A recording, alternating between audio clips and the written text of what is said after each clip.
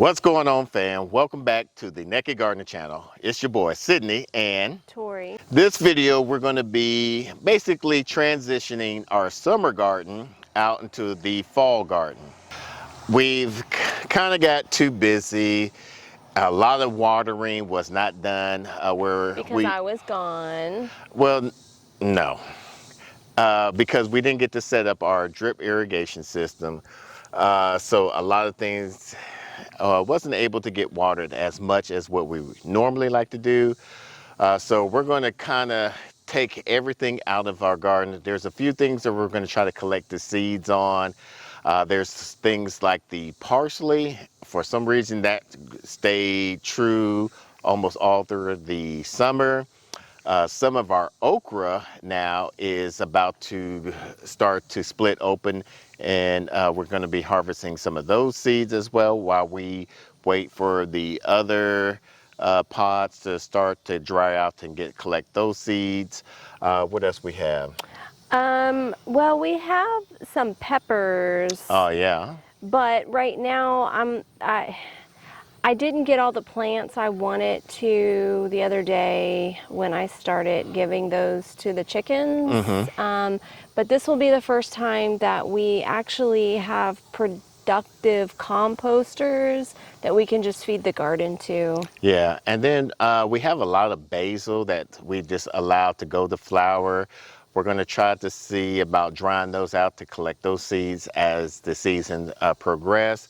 But we're going to basically take up all of these containers out here, pull up this tarp, and little by little start mulching it down. So once we get the miter saw station all figured out, we're going to be laying some mulch onto the where the tarp was, so that way to kind of help decrease the grass and the weeds from sprouting up. And I think we discussed that we are going to carry on our container method throughout the fall. Yeah. Because we have big spring plans of building beds. And it'll allow us to like move stuff around, all of our fall plants. Yeah. So that we can, as we build a bed, we can adjust it where we want it in its permanent home and move some of those plants around. So it's day 2 of cleaning out this garden. We had some friends come over, some neighbors come over, and was kind of showing them what was going on. Going to be kind of hobbling around a little bit while setting up the kill station. Over the weekend, one of the pallets fell on my foot, on my ankle, and it hurts. Still recovering from that, but we got a lot done. We got most of the peppers and this slotted extra area, container area out on the back side. So we're just going to finish up with the tomatoes and the peppers, and hopefully we should be done. We're going to try to roll up the remaining tarp, and then eventually later put some mulch across there. I think we killed off a lot of the grass and the weeds. Some major deconstruction going on over there. Well, it's day 3. Feels like we're never going to get this project done. There's really a lot to do. So Sid, he's been working so hard. The daylight is getting shorter and shorter every day. Our starts have been growing like crazy, and they really need to be planted.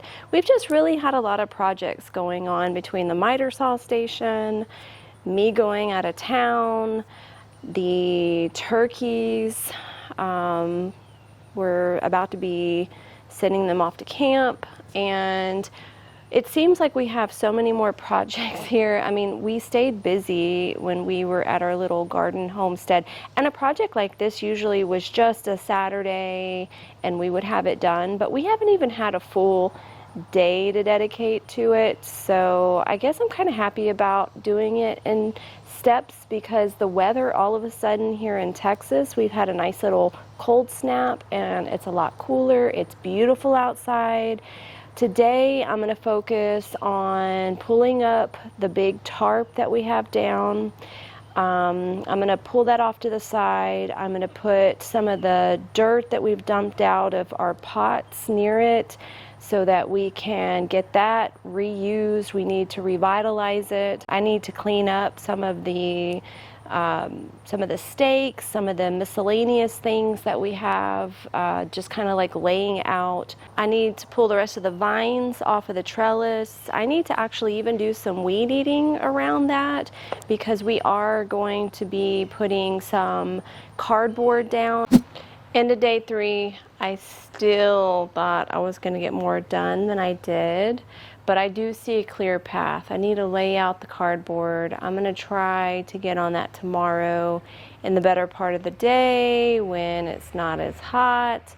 I'm trying to do stuff either early in the day or late in the day, even with the cool front we had. I think this is day 4, and this is a pretty monotonous stage because I'm getting the cardboard from our move, and we cannot put the cardboard down with all the tape on it, so I'm having to go through and take tape off. It's really monotonous. I went ahead and did 1 row just to get an idea of how many boxes I was going to need. For the large size, it's probably about 5 per row, and I'm thinking that I'm just kind of visually calculating that I'm going to need about 4 to 5 rows, so that's a total of like 25 boxes I got to get all this tape off of.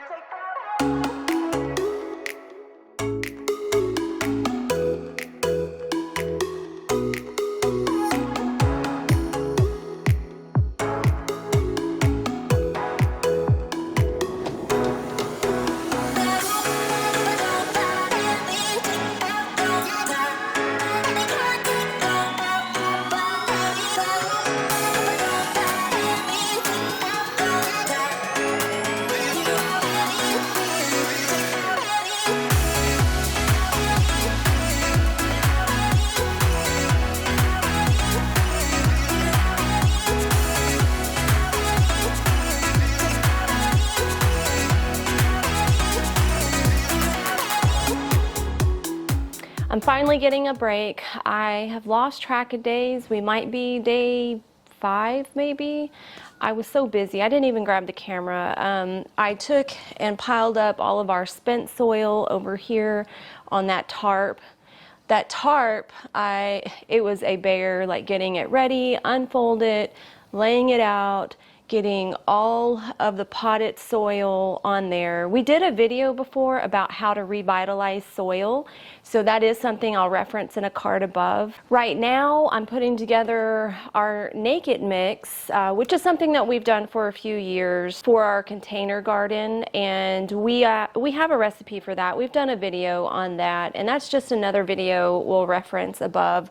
So that's really what I've been working on since, I want to say 8 o'clock, 9 o'clock this morning. So it really has been a lot of work. Again, I didn't even grab the camera for it. We just got back from the big box store. We got some mulch since we were having a hard time getting some mulch. So we decided to get some mulch by the pallet. This is the pallet that we got. Now, if you buy it in bulk, you do get a discount rate. Plus, I had the military discount, so that was an extra discount off of that.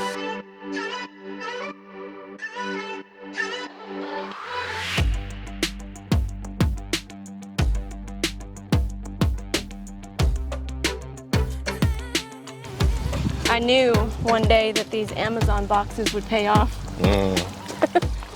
So the reason why we wet down the cardboard is, one, we had this down for about a few days, and we try to wet it down every other day, or at least every day.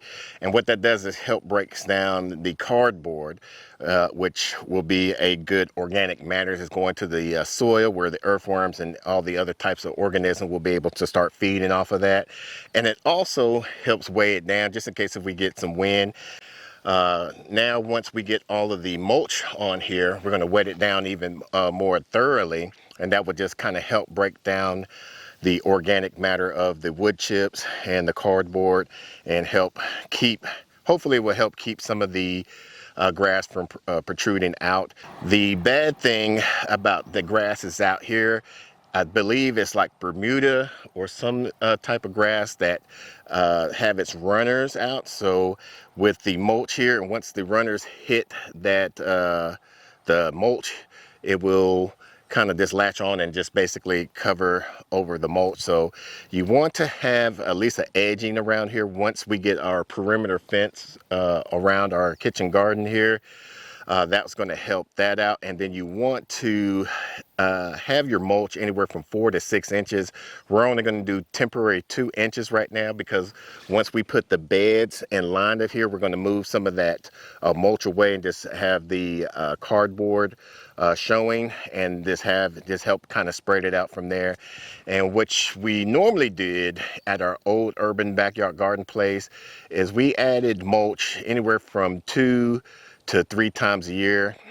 We did it in between seasons, or once we start seeing the level of the mulch goes down from being breaking down and everything, we'll add another one. So we'll do it late in the summer, and then we'll also do at the beginning portion of fall. We've been so far behind trying to get our infrastructure set up with our livestock and everything. We kind of hit a snag. The electricians that we had out here, they were just to move an outlet, was trying to charge almost like $400 just to move a quad outlet over about 4 to 5 feet. I'm like, that's crazy. Normally, I deal with construction. Normally, that shouldn't cost more than $100, 45 to 75 just to add an outlet. So, and all we were doing is just moving it over. It was crazy. But I think I'm going to have one of my former superintendent. He's electrical savvy. He's going to come out and move that over. Like, why you come over here and you didn't feed? Well, they're used to you bribing them. I go in there without feeding them all the time. Huh? You usually bribe them with food. You don't know that. You're trying to get them to like you. They're mine. They could be yours.